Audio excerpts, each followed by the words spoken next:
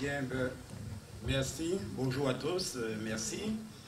Donc, Madame Setor l'a annoncé. Donc, on va faire une petite entorse protocole.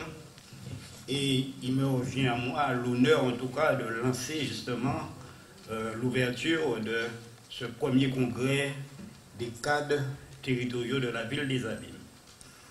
Ben, mes chers collaborateurs, mes chers cadres, c'est avec un très grand plaisir et une vive conscience de l'importance de cette journée que je salue le DGS et ses collaborateurs, initiateurs de cette première édition du Congrès des cadres territoriaux des Abîmes.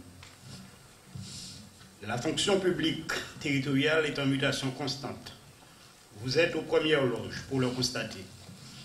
Elle évolue et se professionnalise pour répondre aux enjeux grandissants des politiques publiques locales. Vous êtes, mes chers cadres, la colonne vertébrale de cette collectivité. Nous sommes engagés dans une vision que nous devons porter ensemble. Ensemble pour gagner ensemble. La performance, vous en êtes ici la preuve, n'est pas un mot exotique de la fonction publique, mais une réalité bien vivante. Raison de plus pour la faire connaître, car le service public n'a pas à rougir de ses résultats. Raison de plus pour l'encourager au maximum et la promouvoir par l'exemple et l'émulation. La performance n'est pas l'ennemi de l'épanouissement professionnel, bien au contraire.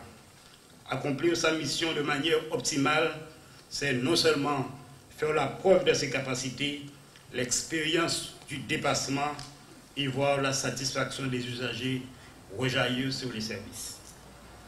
Cela est d'autant plus vrai en Guadeloupe et singulièrement aux Abîmes, où notre population compte sur nous pour mettre en place les équipements et activités pouvant lui permettre d'accéder à un mieux vivre, un mieux-être. Nous mettons tout en œuvre des projets d'envergure à des fortes exigences, nécessitant donc le déploiement de compétences pointues.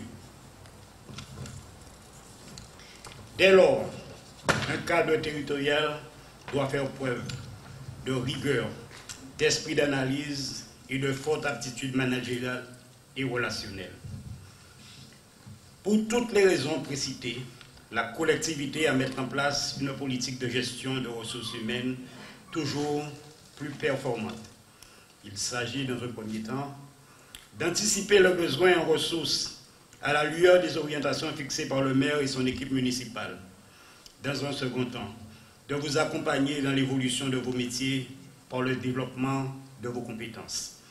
Et dans un troisième temps, de renforcer l'attractivité de la ville des Abîmes pour les collaborateurs qui y travaillent.